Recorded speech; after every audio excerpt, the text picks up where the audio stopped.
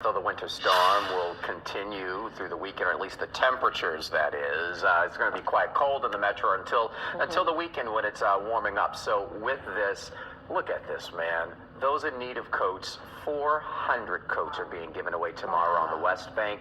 It's happening at noon tomorrow in the parking lot across from the Racetrack gas station near MacArthur Boulevard Shopping Center over there at General Degaulle. It's all going to happen while supplies last on a first-come, first-served basis. Mike Willis and his organization have put that together, so thankful to him for that. That's awesome. Definitely going to help out some people in need.